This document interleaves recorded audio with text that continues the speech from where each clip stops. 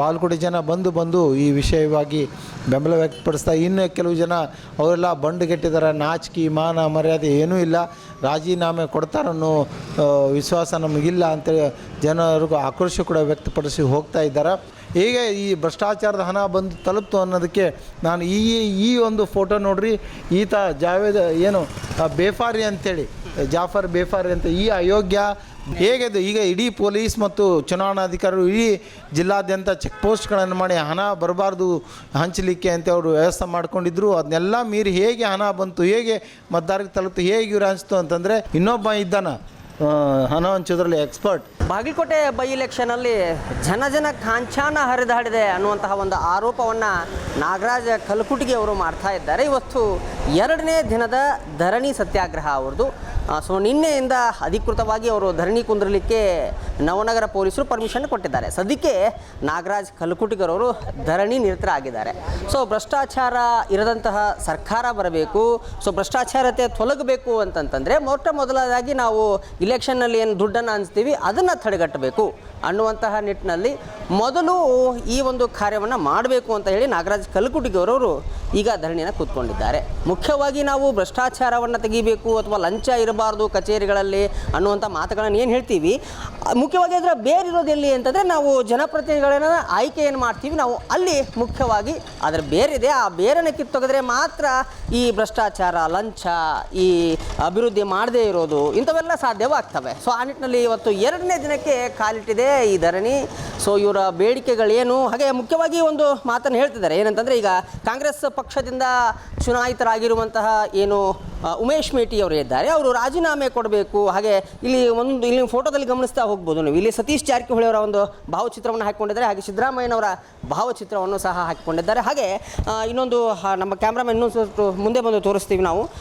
ಪ್ರಮುಖವಾಗಿ ಇಲ್ಲಿ ನೀವು ನೋಡ್ತಾ ಇರ್ಬೋದು, ಇಲ್ಲಿ ಒಂದು ಬ್ಯಾನರ್ ಅನ್ನು ಅಳವಡಿಸಿಕೊಂಡಿದ್ದಾರೆ. ಇಲ್ಲಿ ಅಂದರೆ ಇದು ದುಡ್ಡು ಹಂಚುವ ಒಂದು ಚಿತ್ರ. ಇದು ಮೊನ್ನೆ ಎಲೆಕ್ಷನ್ನಲ್ಲಿ ಏನು ದುಡ್ಡು ಹಂಚ್ತಾ ಇದ್ರು ಅಲ್ಲಿ ಒಂದು ಚಿತ್ರ ಇದು. ನಂತರ ಅದನ್ನು ಮಾರ್ಕ್ ಮಾಡಿದ್ದಾರೆ. ನಂತರ ಈ ಉಮೇಶ್ ಮೇಟಿ ಅವರಿಂದ ಏನು ಕಾಣ್ತಾ ಇದ್ದಾರಲ್ಲ, ಇದೇ ವ್ಯಕ್ತಿ ಈ ಒಂದು ಚುನಾವಣೆಯಲ್ಲಿ ದುಡ್ಡು ಹಂಚಿದ್ದಾರೆ ಅನ್ನುವಂತಹ ಒಂದಿಷ್ಟು ಆರೋಪಗಳಿದ್ವು. ಹಾಗೆ ಆ ವಿಡಿಯೋ ಸಹ ಎಲ್ಲ ನಮ್ಮ ಕ್ಷೇತ್ರದ ಜನ ನೋಡಿದರು.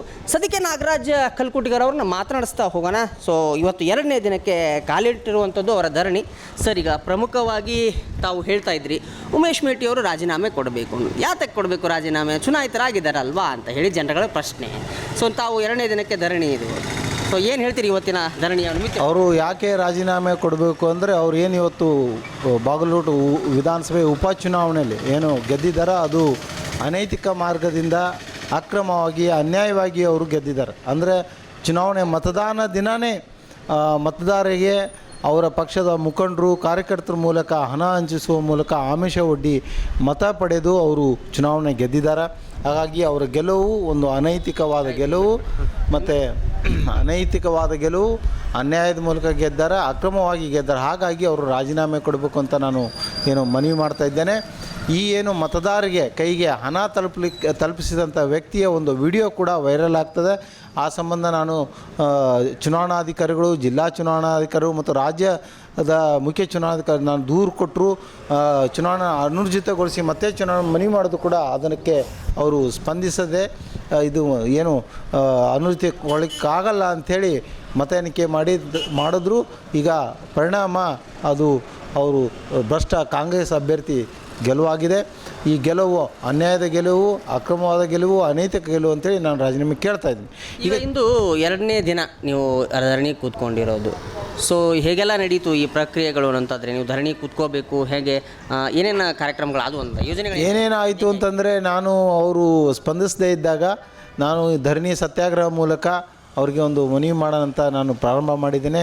ನಿನ್ನೆ ನಾನು ಪ್ರಾರಂಭ ಮಾಡಿದಾಗಿಂದನೂ ಬಾಗಲಕೋಟೆ ಜನತೆ ಬಂದು ಭೇಟಿಯಾಗಿ ನೀವು ಮಾಡ್ತಕ್ಕಂಥ ಹೋರಾಟ ನ್ಯಾಯಯುತವಾದದ್ದದ, ಸತ್ಯದ ಹಾದಿಯಲ್ಲಿದ್ದೀರಿ, ಒಬ್ಬರೇ ಇದ್ದೀರಿ ಅಂತ ತಿಳ್ಕೊಬೇಡ್ರಿ.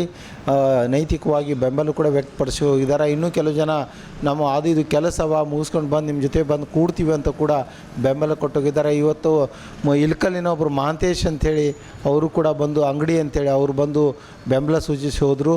ಅವರು ಬಂದು ಹೋಗ್ತೀನಿ ಅಂತ ಹೇಳ್ಯಾರ. ಮತ್ತು ಇಲ್ಲೇ ನಮ್ಮ ಮುಚ್ಕಂಡಿ ತಾಂಡಾದ ಯುವಕರು ವೀರೇಶ್ ಅಂಥೇಳಿ ಅವರು ಕೂಡ ಬಂದು ಅವರು ಕೂಡ ಬೆಂಬಲ ವ್ಯಕ್ತ ನಿನ್ನೆ ಆಡಿ ಬಾಬು ಅಂತೇಳಿ ಅವರು ಒಂದು ತಂಡ ಅವರು ಕೂಡ ನಿನ್ನೆ ಸಾಯಂಕಾಲ ಬಂದು ಬೆಂಬಲ ವ್ಯಕ್ತಪಡಿಸಿ ಹೀಗೆ ಬಾಲ್ಕೋಟೆ ಜನ ಬಂದು ಈ ವಿಷಯವಾಗಿ ಬೆಂಬಲ ವ್ಯಕ್ತಪಡಿಸ್ತಾ ಇನ್ನು ಕೆಲವು ಜನ ಅವರೆಲ್ಲ ಬಂಡುಗೆಟ್ಟಿದ್ದಾರೆ, ನಾಚಿಕೆ ಮಾನ ಮರ್ಯಾದೆ ಏನೂ ಇಲ್ಲ, ರಾಜೀನಾಮೆ ಕೊಡ್ತಾರನ್ನೋ ವಿಶ್ವಾಸ ನಮಗಿಲ್ಲ ಅಂತೇಳಿ ಜನರಿಗೂ ಆಕ್ರೋಶ ಕೂಡ ವ್ಯಕ್ತಪಡಿಸಿ ಹೋಗ್ತಾ ಇದ್ದಾರೆ. ಹಂಗಂತೇಳಿ ನಾವು ಏನಿದು ಹೋರಾಟನ ಕೈ ಬಿಡಲ್ಲ. ಯಾಕಂದರೆ ಹಾಡು ಹಗಲೇ ಪ್ರಜಾಪ್ರಭುತ್ವದ ಕಗ್ಗೊಲೆ ಮಾಡಿ ಇವರು ಅಧಿಕಾರ ಗಿಟ್ಟಿಸ್ಕೊಳ್ಳುವಂಥ ಕೆಲಸ ಮಾಡಿದ್ದಾರೆ. ಇದು ಇಲ್ಲಿಗೆ ನಿಲ್ಲೋದಿಲ್ಲ, ನ್ಯಾಯಾಂಗದಲ್ಲೂ ಕೂಡ ಅಲ್ಲೂ ಕೂಡ ನಾವು ಹೋರಾಟ ಮಾಡ್ತೇವೆ. ಒಂದು ವೇಳೆ ಇವರು ರಾಜೀನಾಮೆ ಕೊಡದೇ ಹೋದಲ್ಲಿ ನಾವು ಇದೇ ಒಂದು ವಿಷಯವನ್ನು ಮುಂದಿಟ್ಟುಕೊಂಡು ಚುನಾವಣಾ ಭ್ರಷ್ಟಾಚಾರದ ವಿಚಾರ ಮುಂದಿಟ್ಟುಕೊಂಡು ಇವರು ಮಾಡಿದ ಈ ಪಾಪ ಕರ್ಮದ ಫಲವನ್ನು ಇವರು 2028 ಚುನಾವಣೆಯಲ್ಲಿ ಅನುಭವಿಸ್ಬೇಕು. ಹಾಗೆ ಇಡೀ ವಿಷಯವನ್ನು ತಗೊಂಡು ಇಡೀ ರಾಜ್ಯಾದ್ಯಂತ ನಾವು ಏನು ಜನಜಾಗೃತಿಗಾಗಿ ಮುಂದುವರೆಗೂ ಹೋಗ್ತೇವೆ ಮತ್ತು ಇಡೀ ರಾಜ್ಯ ಜನತೆಗೆ ಇವರು ಕಾಂಗ್ರೆಸ್ ಪಕ್ಷ ತನ್ನ ಅಧಿಕಾರವನ್ನು ದುರ್ಬಳಕೆ ಮಾಡಿಕೊಂಡು ಹೇಗೆ ಚುನಾವಣೆ ಭ್ರಷ್ಟಾಚಾರ ಮಾಡಿ ಅದರಿಂದ ಈ ಚುನಾವಣಾ ಅಧಿಕಾರಿಗಳನ್ನೇ ಬಳಸ್ಕೊಂಡು ಹೇಗೆ ರಕ್ಷಣೆ ಪಡ್ಕೊತಾ ಇದ್ದಾರೆ ಮತ್ತು ಜಿಲ್ಲಾ ಚುನಾವಣಾಧಿಕಾರಿ ಸಂಗಪ್ಪ ಅವರು ಮತ್ತು ಬಾಗಲಕೋಟೆ ವಿಧಾನಸಭಾ ಕ್ಷೇತ್ರ ಚುನಾವಣಾಧಿಕಾರಿ ಸಂತೋಷ್ ಜಲ್ಸಾಗರ್ ಅವರು ಮತ್ತು ಬಾಗಲಕೋಟೆ ಜಿಲ್ಲಾ ಪೊಲೀಸ್ ವರಿಷ್ಠಾಧಿಕಾರಿಗಳು ಕೂಡ ಹೇಗೆ ಇವರಿಗೆಲ್ಲ ಸಹಕಾರ ಕೊಟ್ಟರು ಅಂಥೇಳಿ ನಾವು ಜನರ ಮುಂದೆ ಹೋಗಿ ಹೇಳ್ತೇವೆ. ಇವರ ಸರ್ಕಾರ ಇಲ್ಲದೆ ಈ ಚುನಾವಣೆಯಲ್ಲಿ ಕಾಂಗ್ರೆಸ್ ಅಭ್ಯರ್ಥಿ ಸಾಧ್ಯನೇ ಇರಲಿಲ್ಲ. ಈ ಅಧಿಕಾರಿಗಳು ಕೂಡ ಇವರಿಗೆ ಸಹಕಾರ ಕೊಟ್ಟಿದ್ದಾರೆ ಇವರನ್ನು ಗೆಲ್ಲಿಸಲಿಕ್ಕೆ ಅಂತ ಹೇಳ್ತೇನೆ. ಮತ್ತು ಇದು ಹೇಗೆ ಮತದಾರ ಕೈಗೆ ಹಣ ಬಂದು ತಲುಪ್ತು, ಹೇಗೆ ಈ ಭ್ರಷ್ಟಾಚಾರದ ಹಣ ಬಂದು ತಲುಪ್ತು ಅನ್ನೋದಕ್ಕೆ ನಾನು ಈ ಒಂದು ಫೋಟೋ ನೋಡ್ರಿ.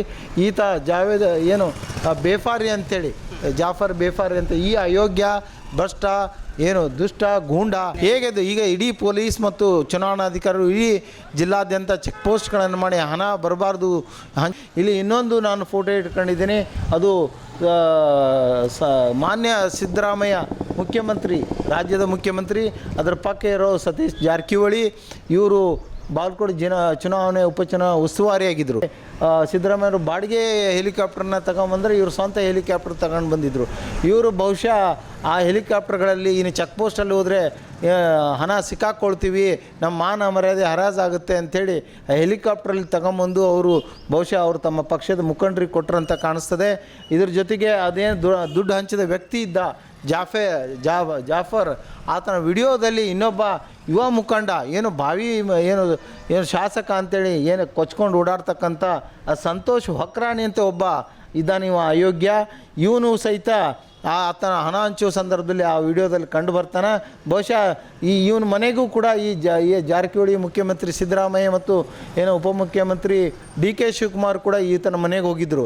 ಬಹುಶಃ ಆತನಿಗೆ ಡೀಲ್ ಮಾಡಲಿಕ್ಕೆ ಹೋಗಿದ್ರು ಅಂತ ಕಾಣಿಸ್ತಾ. ಹಿಂಗೆ ನಾವು ಹೆಲಿಕಾಪ್ಟ್ರಲ್ಲಿ ದುಡ್ಡು ತಂದು ನಿನ್ನ ಮನೆಯಲ್ಲಿ ಇಡ್ತೀವಪ್ಪ, ಇಟ್ಟ ಮೇಲೆ ನೀನು ಈ ಜಾವೇದ್ ಬೇಫಾರ್ ಏನಂತ ಈ ಅಯೋಗ್ಯದ ಇಂಥ 100 ಜನ ಇರ್ತಾರೆ, ಅವ್ರಿಗೆ ಕೊಟ್ಟು ದುಡ್ಡು ಹಂಚಂತೆ ಬಹುಶಃ ಕೊಟ್ಟಿದ್ದರು ಅಂತ ಕಾಣಿಸ್ತದೆ. ಅದಕ್ಕೆ ಅವನು ತನ್ನ ನೇತೃತ್ವದಲ್ಲಿ ಜಾವೇದ್ ಬೇಫಾರ್ ಗೂಂಡಾ ರೌಡಿ ಥರ ಇದ್ದಾನೆ, ಅವನನ್ನು ಬಿಟ್ಟು ಹಣ ಹಂಚಲಿಕ್ಕೆ ಮುಂದೆ ಬಿಟ್ಟು ತಾನು ಹಿಂದೆ ನಿಂತಿದ್ದ ಈ ಅಯೋಗ್ಯ ಸಂತೋಷ್ ಹೊಕ್ರಾಣಿ. ಇನ್ನೊಬ್ಬ ಇದ್ದಾನೆ ಹಣ ಹಂಚೋದ್ರಲ್ಲಿ ಎಕ್ಸ್ಪರ್ಟ್, ಆತ ಇದೆಲ್ಲ ಕೂತು ಬಹುಶಃ ಮನೆಯಲ್ಲಿ ಮಾಡಿರ್ಬೋದು. ಬೇರೆ ಯಾರಲ್ಲ, ಹಿಂದೆ BJPಯಲ್ಲಿದ್ದ ಅವನು ಯಾರೋ ವೀರಣ್ಣ ಚರಂತಿಮಠ ತಮ್ಮ ಅಂತವ, ಅವನ ಹೆಸರು ಏನದು ಮಲ್ಲಿಕಾರ್ಜುನ್ ಚರಂತಿಮಠ. ಅವನು ಅಲ್ಲೇ ಕಾಣದಂಗೆ ಒಳಗಡೆ ಕೂತು ಮಾಡಿದ್ದಾನೆ. ಇವರೆಲ್ಲ ಈ ಚುನಾವಣಾ ಭ್ರಷ್ಟಾಚಾರ ಆಕ್ರಮಣ ಮಾಡಿದ್ದಾರೆ, ಇದ್ರದ್ದು ಸಮಗ್ರ ತನಿಖೆ ಆದರೆ, ನ್ಯಾಯಾಂಗ ತನಿಖೆ ಆದರೆ ಇವು ಎಲ್ಲ ಸಿದ್ದರಾಮಯ್ಯಿಂದ ಹಿಡಿದು ಈ ಜಾವೇದ್ ಹಂಚಿದ್ದ ಹಣ ಅವನವರೆಗೂ ಕೂಡ ಎಲ್ಲರೂ ಸಿಕ್ಕಾಕೊಂಡು ಬೀಳ್ತಾರೆ. ಹಾಗಾಗಿ ಆ ನಿಟ್ಟಿನಲ್ಲಿ ಈ ನನ್ನ ಹೋರಾಟ ಮುಂದುವರಿತಾ ಇದೆ. ನಾವು ಈಗ ಇಲ್ಲಿ ಬೀದಿ ಮೇಲೆ ಕೂತು ಹೋರಾಟ ಮಾಡ್ತಾಯಿದ್ದೀವಿ, ನ್ಯಾಯಾಂಗದಲ್ಲೂ ಹೋರಾಟ ಮಾಡ್ತೀವಿ. ನ್ಯಾಯಾಂಗ ತನಿಖೆ ಆದಲ್ಲಿ ಇವರೆಲ್ಲರೂ ಕೂಡ ಜೈಲಿಗೆ ಹೋಗೋ ಸಾಧ್ಯತೆಗಳಿದೆ. ಆ ನಿಟ್ಟಿನಲ್ಲಿ ಕೂಡ ಪ್ರಯತ್ನ ಮಾಡ್ತೇವೆ. ಒಂದು ವೇಳೆ ಇವು ಎರಡಕ್ಕೂ ಇವರು ಬಗ್ಗದೇ ಇದ್ದಲ್ಲಿ ಇದೇ ವಿಷಯ ಇಟ್ಕೊಂಡು ನಾವು ರಾಜ್ಯದ ಜನರ ಮುಂದೆ ಹೋಗ್ತೇವೆ. 2028ಕ್ಕೆ ಇವ್ರು ಮಾಡದಿರ್ತಕ್ಕಂಥ ಪಾಪ ಕರ್ಮದ ಫಲವನ್ನು ಇವ್ರಿಗೆ ಅನುಭವಿಸ್ತಾರೆ ಅಂತ ನಾನು ಹೇಳೋಕ್ಕೆ ಇಷ್ಟಪಡ್ತಾನೆ. ಮತ್ತು ಬಾಗಲಕೋಟೆ ಮತದಾರರು ಇವ್ರು ಮಾಡಿರ್ತಕ್ಕಂಥ ಇದನ್ನೆಲ್ಲ ನೋಡಿಕೊಂಡು ಗುಲಾಮರಂತೆ ಈ ಭ್ರಷ್ಟರ ದುಷ್ಟರ ಆಡಳಿತದಲ್ಲಿ ತಾವು ಬದುಕಲಿಕ್ಕೆ ಹೋಗಬೇಡ್ರಿ, ಧೈರ್ಯ ಮಾಡಿ ಈ ಜಿಲ್ಲಾಡಳಿತ ಮುಂದೆ ಏನು ಹೋರಾಟ ಮಾಡ್ತಾಯಿದ್ದೀವಿ, ಇಲ್ಲಿ ಬರ್ರಿ, ಬಂದು ಸಪೋರ್ಟ್ ಕೊಡ್ರಿ. ನೀವು ಜನ ಎದ್ದು ನಿಂತ್ರಂದ್ರೆ ಏನು ಗೆದ್ದಾನಲ್ಲ ಅಕ್ರಮವಾಗಿ, ಅನ್ಯಾಯವಾಗಿ, ಅನೈತಿಕವಾಗಿ ಏನು ಉಮೇಶ್ ಮೇಟಿ ಶಾಸಕ ಈತ ತಾನೇ ಬಂದು ರಾಜೀನಾಮೆ ಕೊಟ್ಟು ಹೋಗ್ತಾನೆ. ಇಲ್ಲಪ್ಪ ಆಗಲ್ಲ, ಇದು ಸಾಧನೆ ಇಲ್ಲ ಅಂತ ನೀವು ಹೆದರ್ಕೊಂಡು, ನೀವು ಅಂಜ್ಕೊಂಡು ನೀವು ಮನೆಯಲ್ಲೇ ಕೂತ್ರಿ, ಇವರು ರಾಜೀನಾಮೆ ಕೊಡಲ್ಲ. ಯಾಕಂದರೆ ಇವ್ರಿಗೆ ನಾಚಿಕೆ, ಮಾನ, ಮರ್ಯಾದೆ ಅನ್ನೋದು ಏನೂ ಇಲ್ಲ. ಹಾಗಾಗಿ ಇದು ಈ ಶಾಸಕೊಬ್ಬನೇ ಅಲ್ಲ, ಮುಖ್ಯಮಂತ್ರಿ ಆದಿಯಾಗಿ ಈ ಸಿದ್ದರಾಮಯ್ಯಗೂ ಕೂಡ ಕಿಂಚಿತ್ತು ನಾಚಿಕೆ, ಮಾನ, ಮರ್ಯಾದೆ ಇಲ್ಲ. ಹಾಗಾಗಿ ಅವರು ರಾಜೀನಾಮೆ ಕೊಡಬೇಕಂದ್ರೆ ಜನ ಎದ್ದು ಬರಬೇಕು. ಜನಾಂದೋಲನ ಆದಾಗ ಮಾತ್ರ ಇವ್ರು ರಾಜೀನಾಮೆ ಕೊಡ್ತಾರೆ ಹೊರತು ಇಲ್ಲಾಂದ್ರೆ ಕೊಡೋದಿಲ್ಲ ಅಂತ ಹೇಳ್ತಾ ನಾನು 2 ಮಾತು ಮುಗಿಸ್ತೇನೆ. ನಮಸ್ಕಾರ. ಇದಿಷ್ಟು ನಾಗರಾಜ ಕಲ್ಕುಟಿಗರ್ ಅವರ ಮಾತುಗಳಾಗಿತ್ತು. ಸುಮಾರು 2ನೇ ದಿನ ಈಗ ಕಾಲಿಟ್ಟಿದೆ ಈ ಒಂದು ಧರಣಿ. ಸೊ ಪೊಲೀಸ್ ಪರ್ಮಿಷನ್ ತೆಗೆದುಕೊಂಡು ಈಗ ಸದ್ಯಕ್ಕೆ ಪೊಲೀಸ್ ಅವರಿಗೆ ಸೆಕ್ಯೂರಿಟಿನೂ ಸಹ ಕೊಡಲಾಗಿದೆ. ಸೊ ನಾವು ಜಿಲ್ಲಾಡಳಿತ ಭವನದ ಮುಂದೆ ಇದ್ದೇವೆ. ಈಗ ರಾಜಕೀಯದಲ್ಲಿ ಈಗ ಭ್ರಷ್ಟಾಚಾರ ಹೆಚ್ಚಾಗಿದೆ, ಅದು ಕಮ್ಮಿ ಆಗಬೇಕು ಅಥವಾ ಕಡಿಮೆ ಆಗಬೇಕು ಮತ್ತು ಡೆವಲಪ್ಮೆಂಟ್ಸ್ ನಮ್ಮ ಕ್ಷೇತ್ರ ಕಾಣಬೇಕು ಅಂತಂತಂದರೆ ಮೊದಲು ಚುನಾವಣೆಯಲ್ಲಿ ದುಡ್ಡು ಹಂಚೋದನ್ನು ನಿಲ್ಲಿಸಬೇಕು ಅನ್ನುವಂತಹ ಏನು ಇದೆ. ಸೊ ಆ ನಿಟ್ಟಿನಲ್ಲಿ ಇವತ್ತು ಹೋರಾಟಕ್ಕೆ ಮುಂದಾಗಿದ್ದಾರೆ. ಸೊ ನೋಡೋಣ ಮುಂದಿನ ದಿನಮಾನಗಳಲ್ಲಿ ಎಷ್ಟರ ಮಟ್ಟಿಗೆ ಇವ್ರ ಹೋರಾಟ ಸಕ್ಸಸ್ ಆಗುತ್ತೆ. ಸೊ ಯಾರ್ಯಾರು ಬಂದು ಇವರಿಗೆ ಬೆಂಬಲವನ್ನು ಕೊಡ್ತಾರೆ, ಹಾಗೆ ಮುಂದೆ ಇವ್ರಿಗೆ ಆಗುವಂತಹ ತೊಂದರೆಗಳು ಸಹ ಇದಲ್ಲ, ಅವು ಸಾಕಷ್ಟು ಆಗುತ್ತೆ ಅಂತ ಹೇಳಬಹುದು. ಯಾಕೆಂತಂದರೆ ಪ್ರಭಾವಿ ಆಗಿರುವಂತಹ ಜನರ ಮೇಲೆ ಒಂದಿಷ್ಟು ಆರೋಪಗಳನ್ನ ಮಾಡಿದಾಗ ಇವೆಲ್ಲ ಆಗೋದೆ. ಸೊ ನೋಡೋಣ, ಕಾದು ನೋಡೋಣ ಮುಂದಿನ ದಿನಮಾನಗಳಲ್ಲಿ ಏನಾಗುತ್ತೆ ಅನ್ನುವಂಥದ್ದು. ಮತ್ತೊಂದು ವಿಭಿನ್ನವಾಗಿರುವಂತಹ ಸ್ಟೋರಿಯೊಂದಿಗೆ ಮತ್ತೆ ಬರ್ತೀನಿ. ಎಲ್ಲರಿಗೂ ನಮಸ್ಕಾರ. ವಂದೇ ಮಾತರಂ.